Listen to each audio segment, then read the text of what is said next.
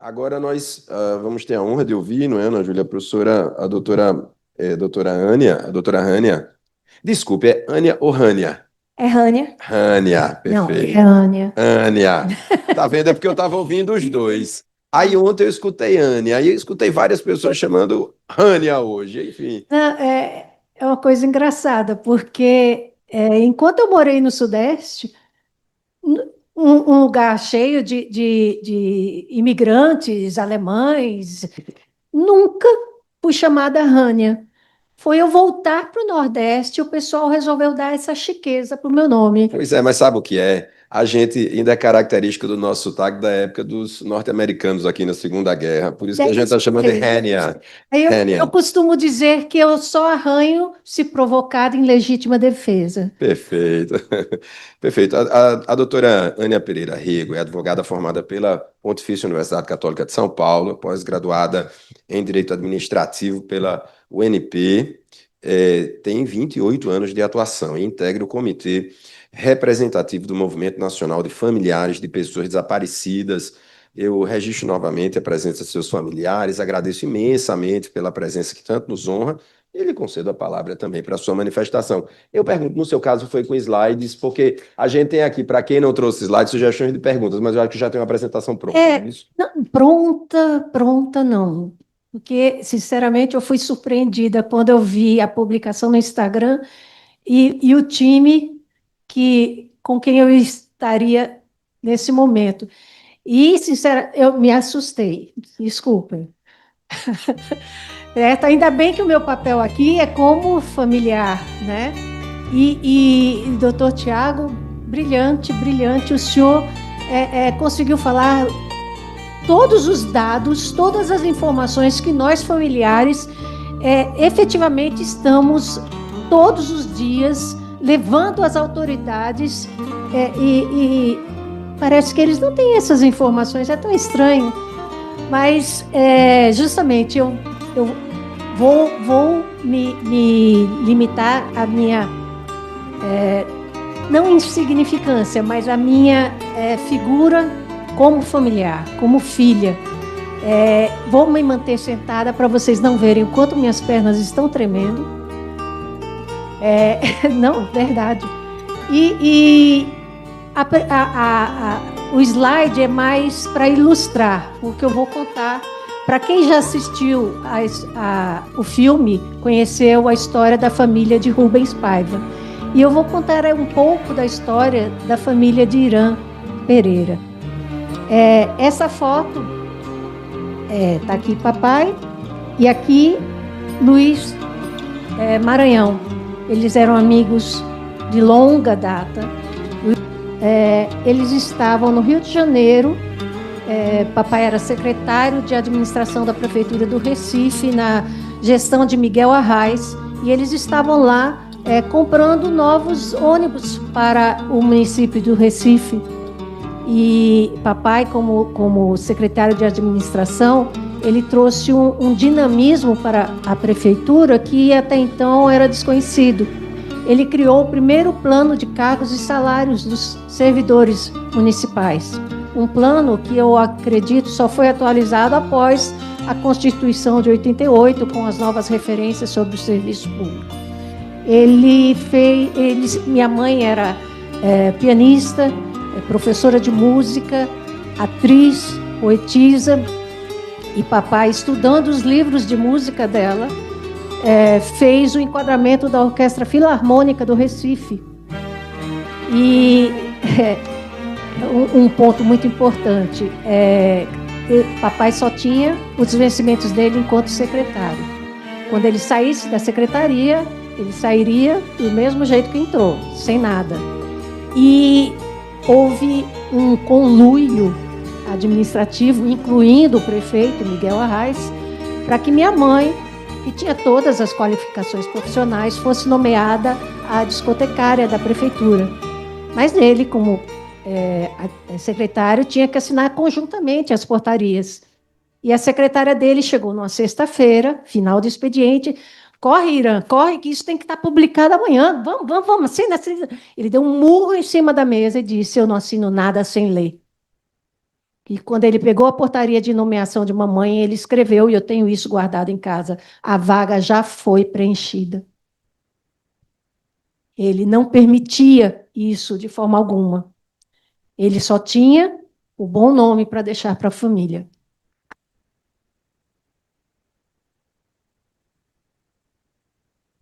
Isso, de certa forma, me orientou muito como servidora pública por quase 30 anos. Em tudo que eu fiz, eu trabalhei com licitações, contratos, auditoria durante esses anos, e eu sempre tive essa diretriz, né, de servir, de que eu estou num cargo, mas eu não sou o cargo, e a minha função lá é prestar um serviço. Nessa época, é interessante, deixa eu pular aqui para o próximo. Aí eu nasci. Vocês imaginem um homem de 48 anos tendo a sua quarta filha, né?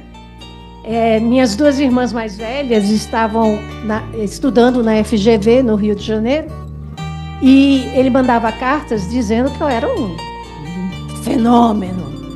Ele jura que esta foto, quem bateu fui eu. Né? Vocês veem aí a bebezinha, tá rechonchuda, mas essa bebezinha ainda na barriga da mamãe, com 5 meses de gravidez, papai, secretário de administração, foi sequestrado pelo exército.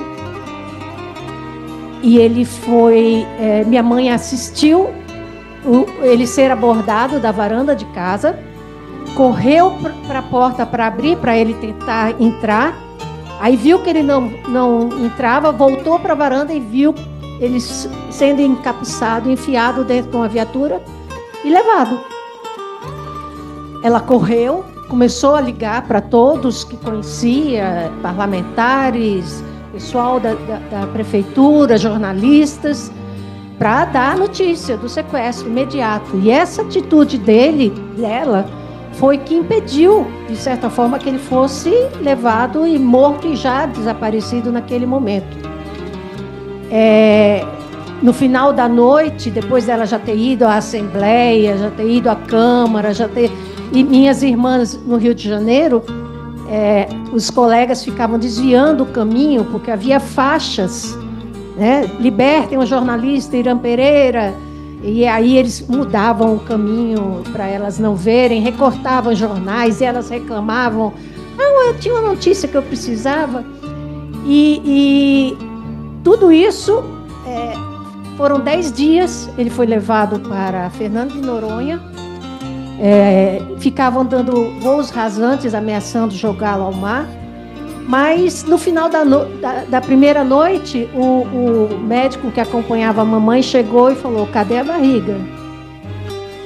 Eu acho que eu fui me esconder atrás da coluna dela, porque não subestimem, um bebê sente tudo que a mãe sente, e isso reflete para o resto da vida. Depois eu vou explicar mais algumas coisas. Mas papai, ele, além de ser um homem muito adiante do seu tempo, ele era um artista. Ele, secretário de administração, ele fez teatro. E foi o padre na primeira montagem da peça A Pena e a Lei de Ariano Suassuna. A maquiagem era feita por ele. Tem uma outra aqui, ele na peça A Mandrágora, fazendo ali o bobo, né? E minha mãe dizia, é interessante, ele aqui está gordinho, né? E aqui ele está magrinho. Mas, segundo minha mãe, ele estava mais gordo quando fez o padre do que quando fez o Rufão. A maquiagem é que era a mágica da coisa. Ele também era cenógrafo, né? Ele também era um poeta. Escrevia muito bem, tinha uma letra lindíssima. E ele tinha apenas o 4º ano primário. Outros tempos, crianças. Leitura faz uma diferença enorme. Ele traduzia, e lia e falava rapidamente espanhol. Ah, mais adiante, isso aqui já foi em 1972. Nós morávamos em São Paulo, porque após 64, meu pai imediatamente entrou para a clandestinidade, ficou escondido, e a família teve a casa invadida. Minha mãe e minha irmã aqui foram levadas ao comando do Exército em Recife, mas, por sorte, havia um primo de mamãe, que era capitão, lá, e ele bateu onde elas estavam e falou: Capitão Leite? Ronaldo Leite, seu primo, Célia. E enquanto elas estiveram lá, elas tiveram um tratamento mais respeitoso, se alimentavam na sala dos oficiais e foram melhor tratadas, porque havia família próxima. Mas papai queria dar uma infância normal para mim. E a única forma de fazer isso era sair do Nordeste, onde ele era uma pessoa pública, muito conhecida. Na época, houve um filme também, o filme Terra de Deus, Sem Deus. Papai fez de novo um padre, quem diria um comunista fazendo tantos padres. Mas havia uma cena que tinha um close dele bem grande, e ele, os agentes foram instruídos a assistir o filme para poder reconhecer Irã. Mal sabiam o quanto camaleônico era este homem. Mas ele queria dar uma infância mínima de segurança para mim, e toda a família se mudou para o Nordeste, para o Sudeste, perdão. Passamos brevemente pelo Rio de Janeiro e acabamos em São Paulo. Nessa foto, nós morávamos na Casa Verde. Papai, mamãe, ele adorava fazer. Pense num homem que o que pintasse ele fazia. Então ele fazia as estantes da casa, ele projetava as coisas, ele montava, ele mudava. Um outro aspecto muito importante, quando ele foi preso, eles estavam em 74, vou me antecipar só um pouquinho, só para completar essa personalidade. Eles foram presos porque estavam estourando as gráficas, né, em que o Partido Comunista Brasileiro imprimia o seu jornalzinho subversivo e entregava nas portas de fábrica, porque a geração de papai, do Partidão, era uma geração que trabalhava com conscientização, com educação social, política, educação política no sentido do ser político, né? Ser cidadão, conhecer seus direitos, seus deveres. E houve uma ordem, era dizimar o Comitê Central, e eles dizimaram todos os que integravam o Comitê do Partidão, todos homens na faixa dos seus 60 anos à época. Quero que vocês prestem bem atenção o que era alguém com 60 anos em 1972. Eu hoje estou mais velha que meu pai, eu tenho 63. Então, é importante vocês terem essa imagem para algumas coisas que eu vou falar mais à frente. E essa gráfica que papai cuidava, ela funcionava no subsolo de uma casa, por trás de uma parede falsa. E essa parede, eles sabiam que tinha uma gráfica ali, mas eles não conseguiram identificar onde era a gráfica.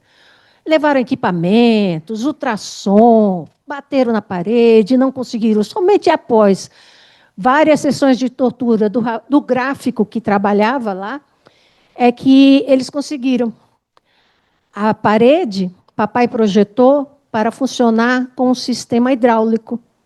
Você dava 3 descargas no banheiro do porão e a parede se movia.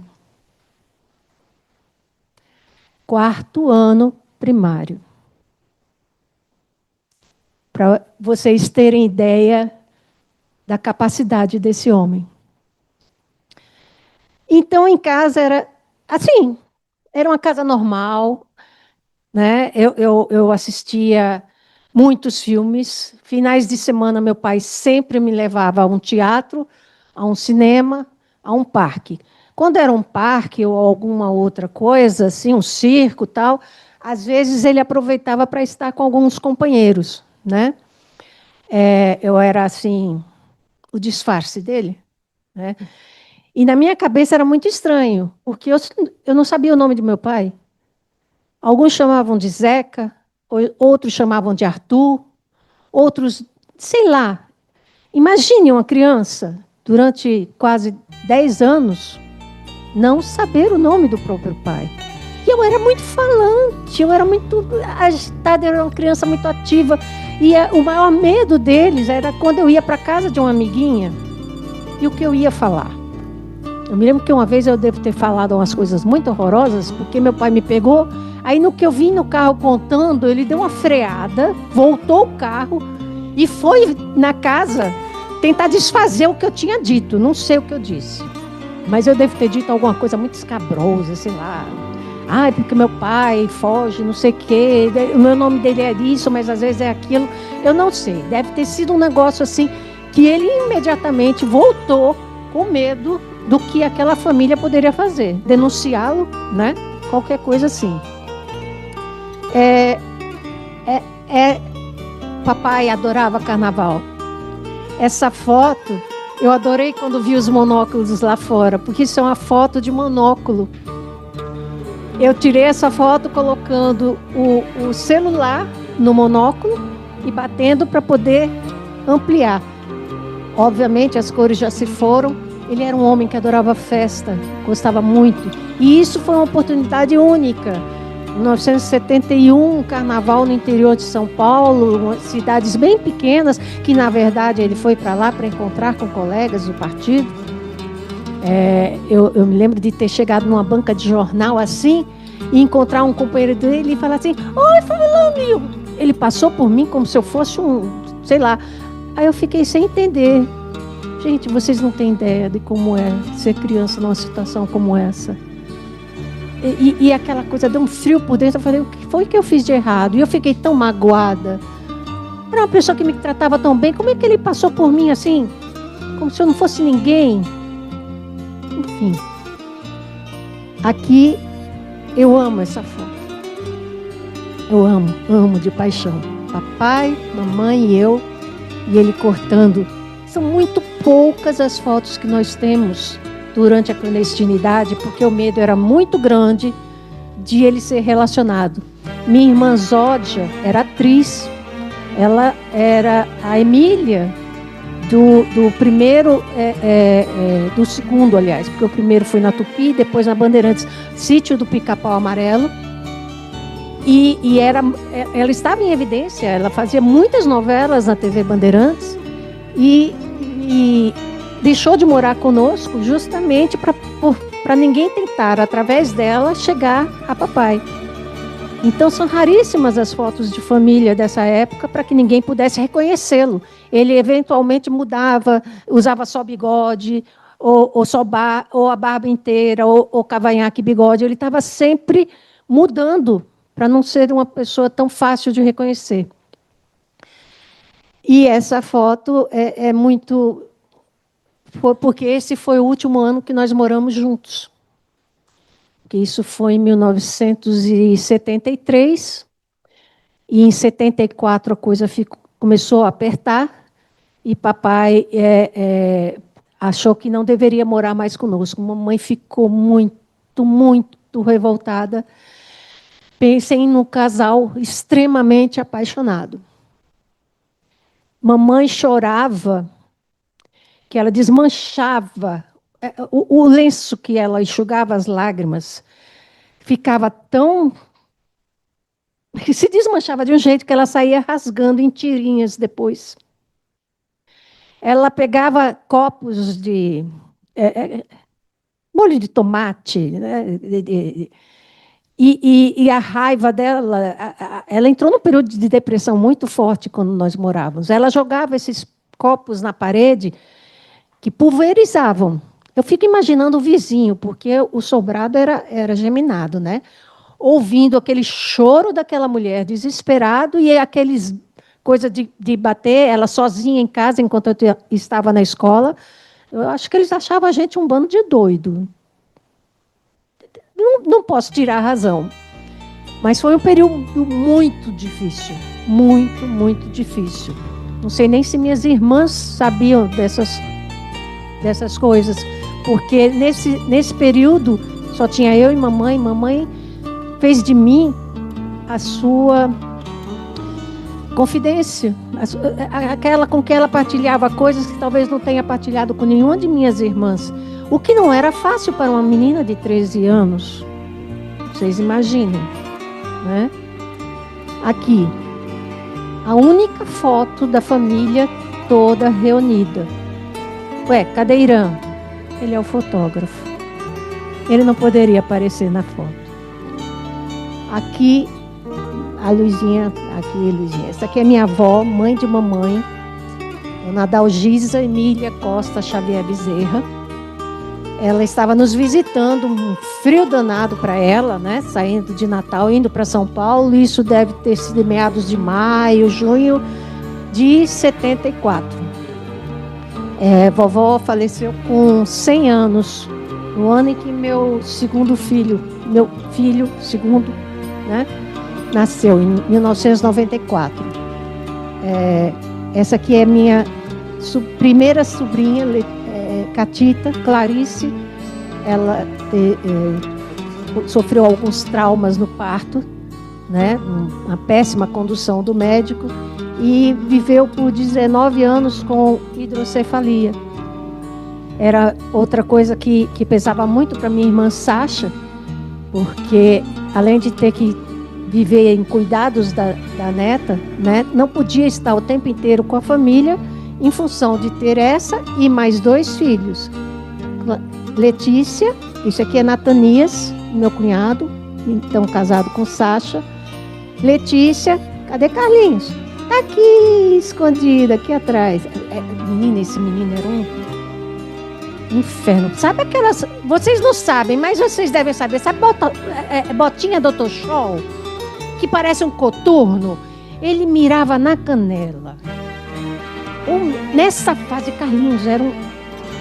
Nossa, nem digo mais. Hoje a gente boa, né? Confrade de vinho, né? Não, ele sabe o passado do...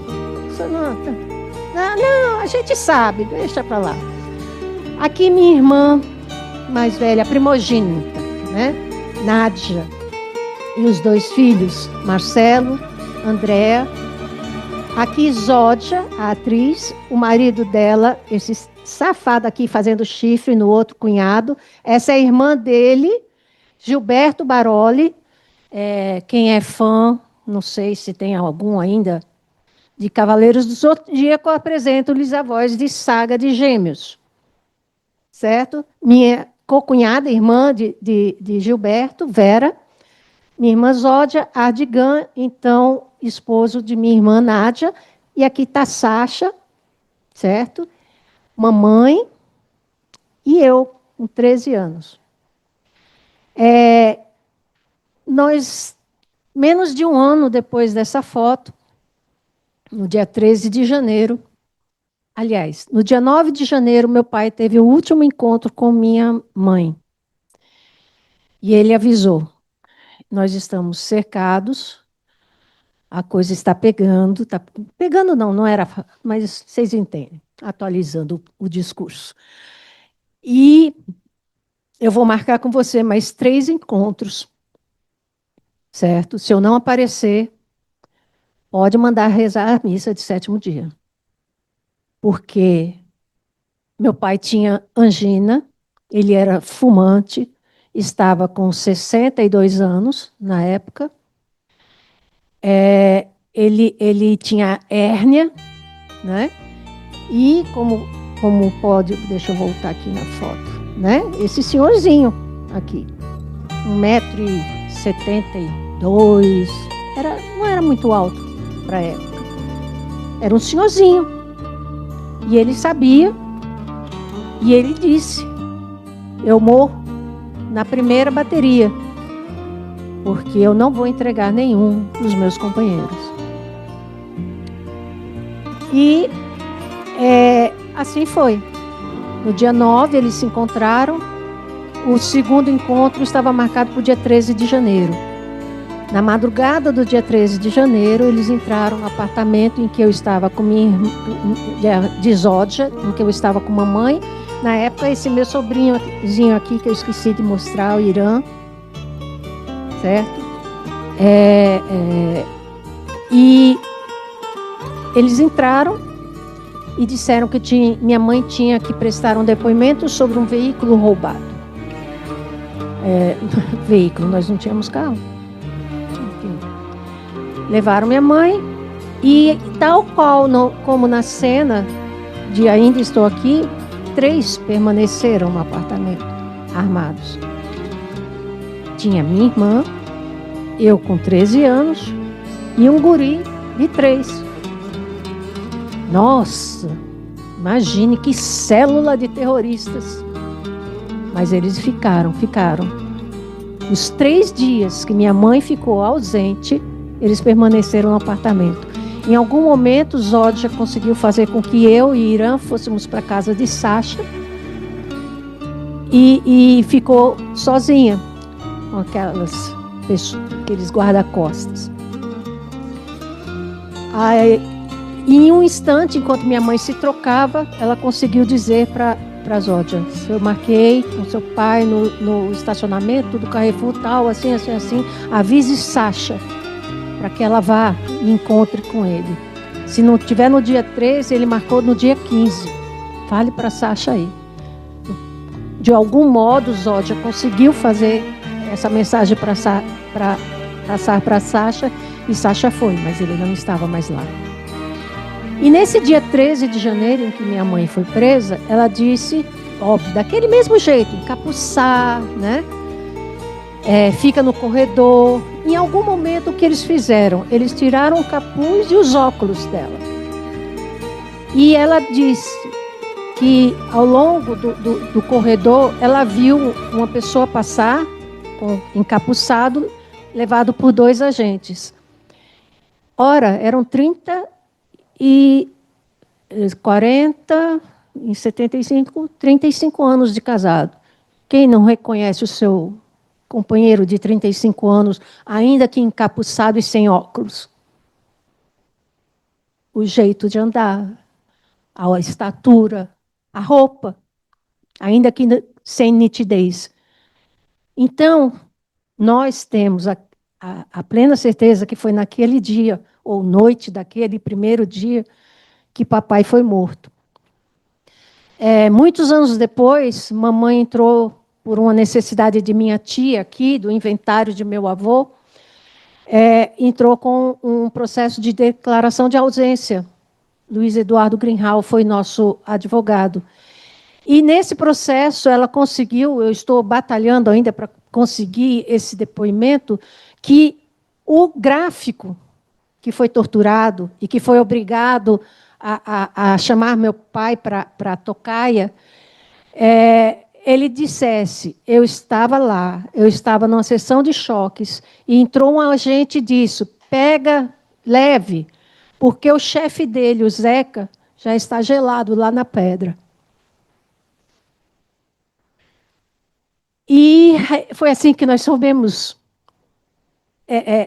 por um depoimento. Mas isso ficou no passado. Somente em 93, quando veio aquele tal de Marivaldo Chaves fazer uma entrevista, hoje eu entendo que aquilo ali foi uma grande cortina de fumaça para tentar, mais uma vez, desviar os familiares de busca, que nós, então, entramos com um processo junto à Justiça Federal, aqui, na primeira vara, com o doutor Magnus. Pena que ele não está aqui hoje. Eu estou devendo um abraço a ele há muitos anos. E me deu uma fugida, me perdoem. Nesse período também, minha mãe foi presa, ficou 3 dias em que nós não sabíamos onde ela estava. E quando ela retornou, eles a colocaram num táxi e ela pediu para o táxi a levar para casa de Sasha. Quando ela chegou, estava muito frágil, me tiraram de lado, eu não podia chegar junto, era uma proteção com ela, eu não sabia o que estava acontecendo, eu não tinha a menor ideia do que estava acontecendo, eu não sabia quem era meu pai. E aí, mamãe, no relato dela, ela conta, para vocês terem ideia, essa senhorinha aqui, tinha 1,46 m.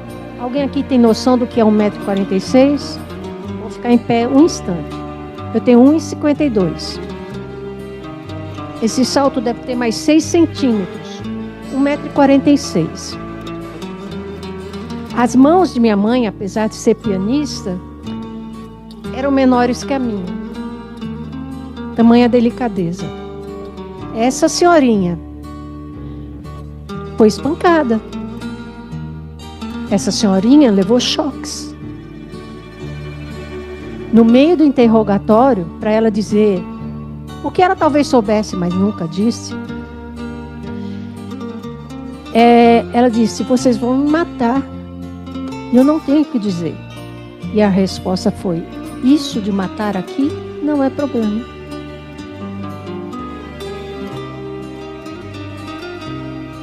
Em fevereiro do mesmo ano, aí meu cunhado, Ardigan, foi levado preso. Ele passou uma semana sem comunicar, ninguém sabia onde ele estava. Durante a prisão dele, graças a Deus, ele não sofreu pessoalmente o que minha mãe sofreu. Mas ele foi levado a testemunhar a tortura de outros presos. Uma mulher despida, ele sem óculos, ele era muito cego, sem óculos. Mas ele era obrigado a olhar, dizia: se você não olhar, já sabe, vai ser com você também, nas entrelinhas. E 2 homens dando choques nas partes íntimas dessa mulher. Até que ela desmaiou ou morreu, não sei, não sabemos até hoje. Ele não sabe quem era a moça. E no interrogatório dele foram mostradas várias fotos, inclusive fotos de meu pai antigas, até que se depararam com a foto de papai do passaporte, porque papai construiu uma identidade falsa, muito bem construída, com base na certidão de nascimento de um tio desse meu cunhado, que, aliás, o maior medo dele era estar sendo preso por isso. E meu pai tinha tudo. Ele votava, ele tinha carteira de habilitação, carteira de trabalho e passaporte. E ele, em 74, tinha viajado para Moscou, para encontrar Luiz Carlos Prestes. E ele conta que, quando ele passou um tempo em Paris, sem saber nada de língua nenhuma, né? Aí ele pegou um papel, botou aqui no bolso do paletó e escrito assim: quero falar com o brasileiro, pô. Aí saía assim, para ver se encontrava algum. E todo mundo dizendo: meu filho, todo brasileiro que topou com você saiu correndo, com medo desse doido querendo falar com o brasileiro, quando os que estavam lá, muitos eram exilados, fugidos, né? Mas papai. E nesse interrogatório, quando Ardigan topou com a foto do passaporte, ele disse: meu sogro. Como? Meu sogro, Irã. Tem certeza? Tem. Aí o agente saiu, voltou, e aí acabou. Não teve mais nada, ele ficou ali mais um tempinho. E ali nós soubemos que eles mataram o homem errado. Eles mataram Zeca. Não mataram Irã. Quer dizer, mataram. Mas se eles soubessem que era Irã, talvez tivesse sido poupado para tentar obter alguma informação. Então, hoje, a minha esperança, junto ao grupo de trabalho Perus, é buscar nos registros dos cemitérios em São Paulo o registro de José Vanildo de Oliveira Almeida. Obviamente não encontrarei o Dirã, porque por ele ser um Zeca, um Zé Ninguém, a minha esperança é que ele esteja enterrado, talvez com o nome trocado, mas tenha dado entrada numa vala, certo? E eu, em novembro, estarei em São Paulo e um dos meus trabalhos vai ser isso. Eu vou percorrer esses registros. Muitas das coisas que eu pensei em falar, Dr. Tiago falou de forma brilhante. E inclusive, que o desaparecimento durante a ditadura, ele foi um instrumento do Estado para eliminar quem incomodava. E depois, já que o Estado fazia, por que a polícia também não? Né? Todos os periféricos da vida, pretos, pobres, né? Se eles conseguiram... tem uma fala de Vera Paiva, num documentário recente na Assembleia Legislativa de Minas Gerais, quando entregaram as certidões de óbito semana passada, ou retrasada, que ela diz, foi a primeira vez em que esse tipo de instrumento foi aplicado na classe média branca de pessoas conhecidas, pessoas públicas, como Rubens Paiva. E aí ficou fácil, esquadrões da morte, rotas, qualquer lugar, é fácil desaparecer. Os números que o Dr. Tiago trouxe são fidelíssimos, são mais de 82 mil pessoas oficialmente declaradas desaparecidas por um BO, certo? No Brasil por ano. Nós hoje, em 2015, o Comitê Internacional da Cruz Vermelha conseguiu entrar no Brasil. Por incrível que pareça, durante as ditaduras dos outros países da América Latina, a Cruz Vermelha, que não é só aquela coisa das ambulanciazinhas em desastres, ela conseguiu atuar, conseguiu prevenir o desaparecimento de muitos prisioneiros, porque ela chegava na prisão, identificava e trazia a informação, fulano está preso. Mas no Brasil, não. O Brasil, somente em 2014, foi que a Cruz Vermelha entrou para fazer esse trabalho. Entrou justamente para atuar junto ao grupo de trabalhos da Vala de Perus, que foi em 1990, graças a Deus, quando Luiz Erundina era prefeita de São Paulo. Com a Cruz Vermelha, foi que nossa família retomou o contato com essa história, com essa luta, né? Porque depois do desaparecimento do papai, todos nós cuidamos de sobreviver. O medo era permanente. Eles continuavam, assim como Eunice, eles continuavam na porta de nossa casa. Eles continuavam nos vigiando, os nossos telefones eram grampeados. Minha mãe morria de medo que eu fosse sequestrada.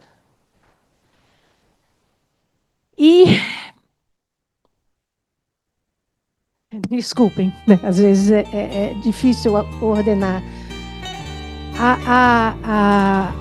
Nesse retorno, eu tive contato com as outras mães, os outros familiares. E hoje nós agregamos vários coletivos, como as Mães da Sé, Mães em Luta, as Mães de Acari, o Grupo de Trabalho Perus, Tortura Nunca Mais. Nós estamos trabalhando juntos e criamos o Movimento Nacional de Familiares de Pessoas Desaparecidas, o FANDES. E esse movimento, ele trabalha tentando lembrar que desaparecimento... Existe nós brigamos pela terminologia, porque desaparecimento político é sempre aplicado aos que desapareceram durante a ditadura. Mas, no meu entender, todo desaparecimento é político, porque ou é por ação ou por omissão do Estado.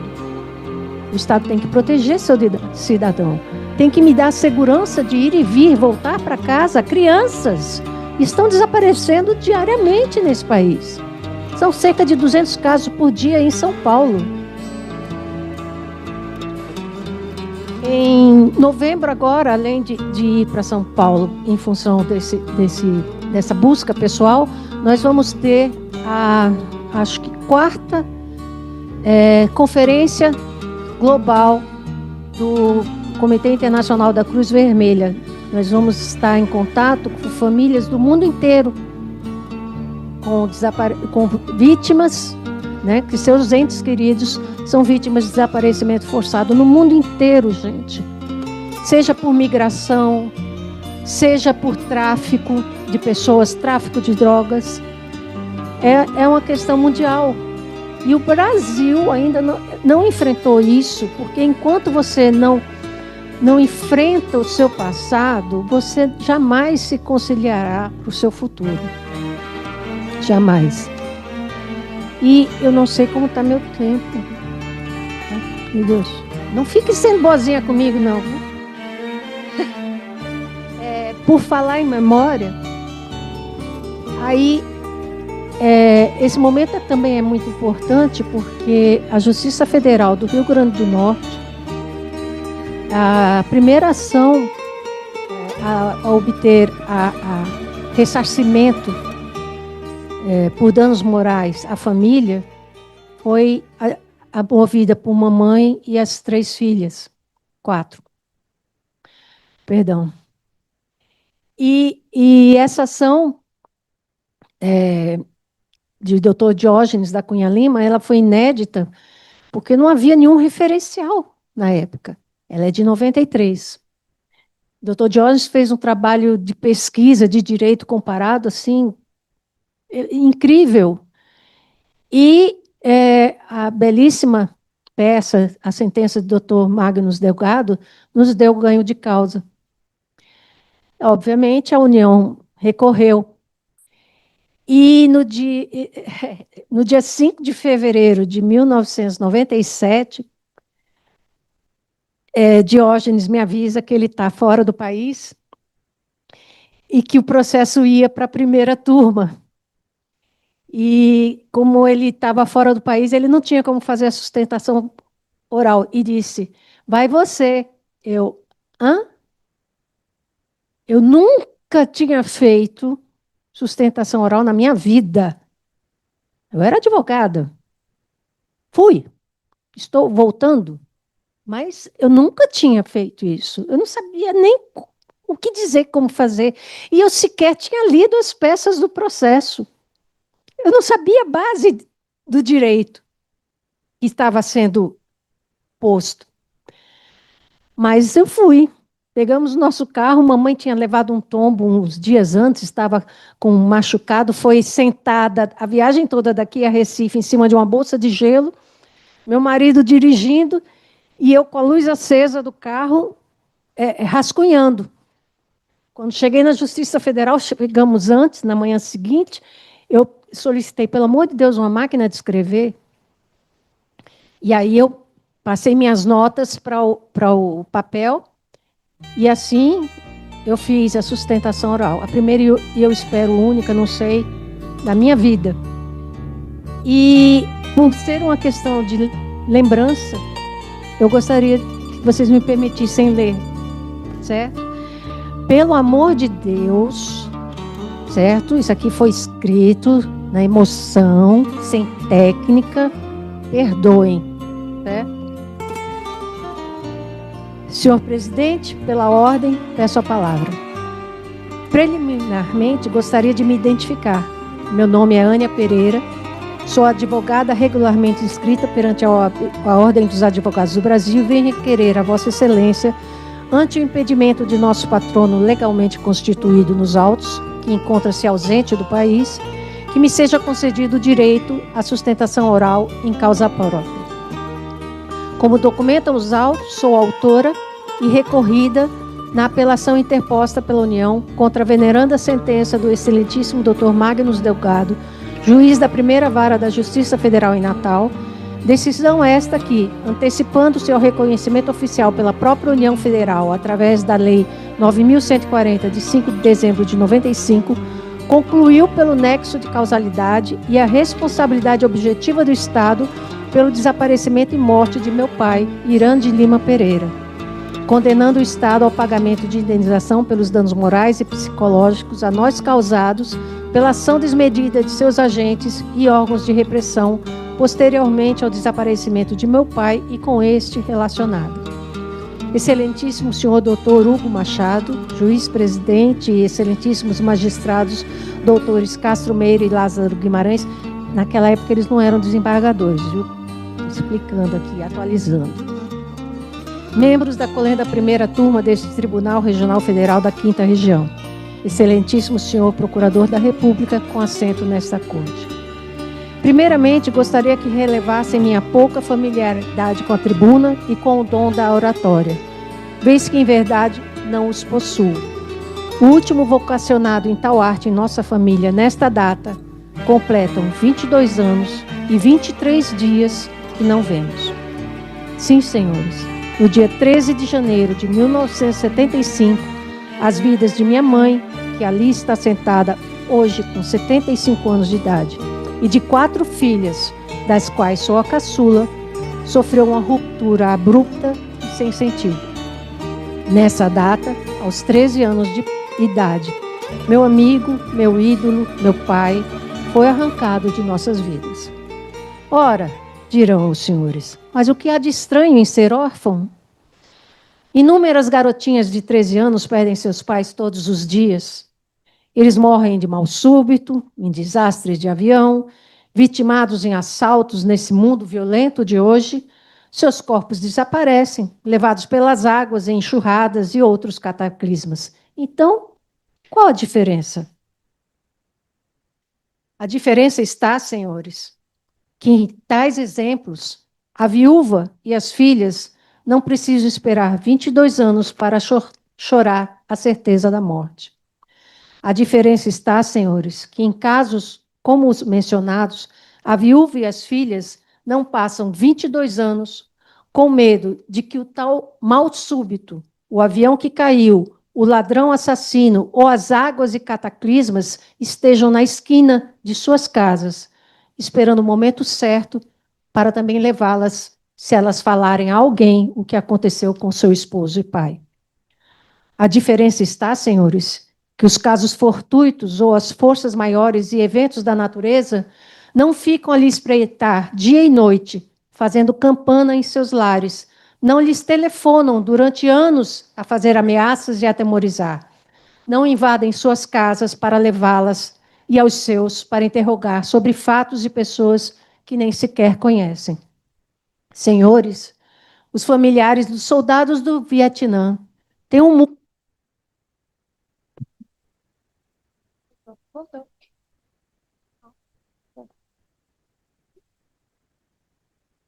Tem um muro em Washington com o nome de todos os que morreram ou desapareceram na guerra. Um monumento em lembrança e homenagem aos que lutaram numa guerra que não lhes pertencia.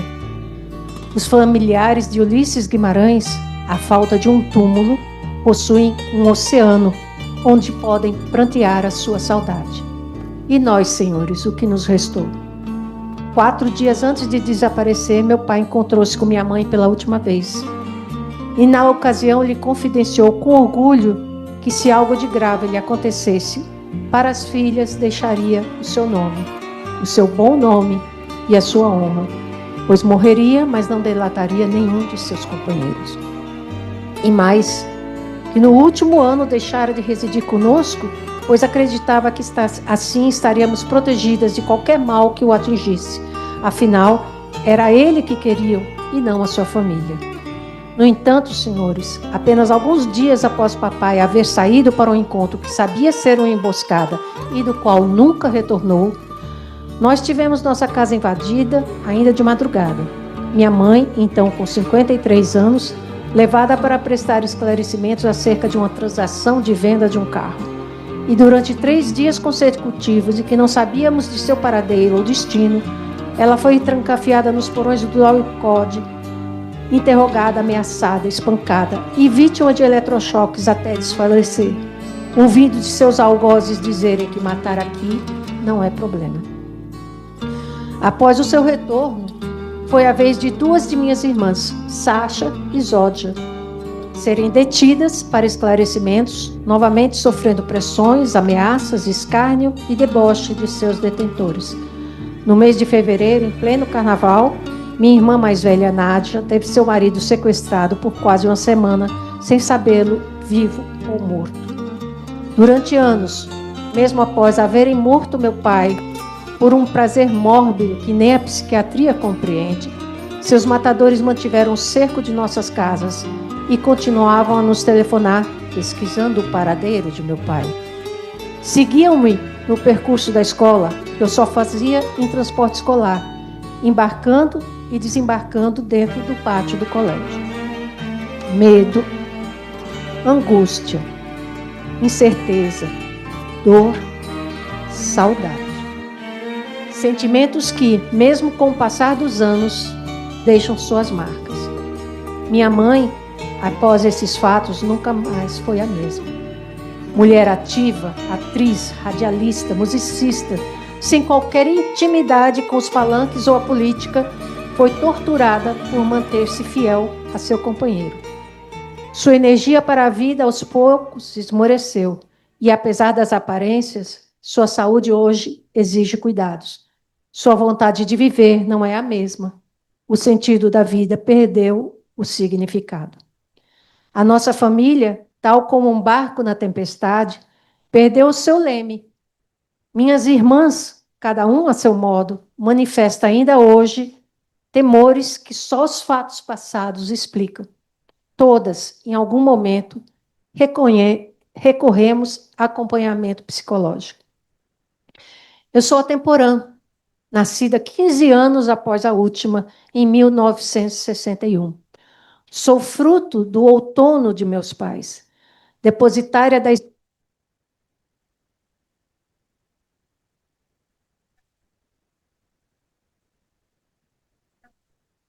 floresceu a duras penas, à custa de muita dor e incerteza, mas alimentada pelo seu ideal de justiça. Ficamos apenas com a saudade, as lembranças registradas na mente, nas imagens planas de fotografias, com um bom nome e a honra de meu pai. Senhores, o Brasil demorou 200 anos para resgatar a memória do herói da pátria, Tiradentes. E seus trinetos atualmente recebem uma pensão simbólica do Estado pelos danos morais causados à sua família na época, no caso, esposa e filhos do então alferes Joaquim José da Silva Xavier, expurgados do convívio social e de seus bens após a sua execução. A União pretende encarar esse processo como a cobertura de um seguro por danos materiais. Todavia, senhores, não buscamos aqui a indenização pela morte de meu pai, mas pelo que nós, esposa e filhas, fomos vítimas pelo simples fato de sermos a sua família e por amá-lo. Não vim aqui falar do direito, posto que nisso os doutores são os senhores. O que vim buscar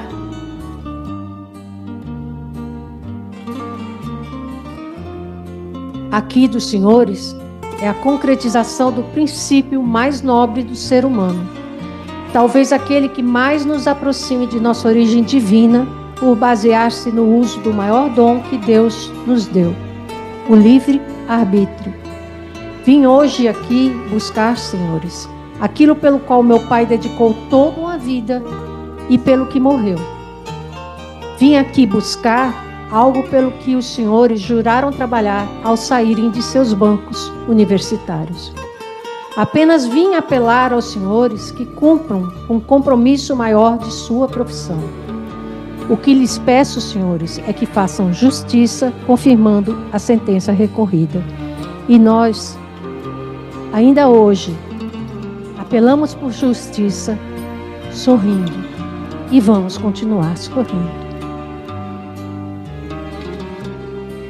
De minha irmã Sacha Lidse, em homenagem ao meu pai, desaparecido político na ditadura militar desde 1975, Irande Lima Pereira. Nosso Pai. Nosso Pai que está no céu, um homem, vida em luta, luta de morte, sua verdade fez sua sorte. Realizado seja o seu propósito, e que a terra seja como no céu, e que venha a nós os seus anseios de um mundo mais justo, sem guerra, sem fome, sem menos, sem mais, sem ricos, sem pobres, um reino de paz. E que os seus sonhos se tornem realidade. O pão, o arroz e o feijão para todos os dias, igualdade. Amor ao próximo, seu crime. Seguiu, lutou, partiu, perdeu, morreu, venceu. Em mãos assassinas, missão cumprida. Seu sangue, sua vida, renasceu. E foram perdoados os nossos opressores e torturadores. Mas não nos deixeis cair em tentação de omissão e livrai-nos de todo o mal do capital.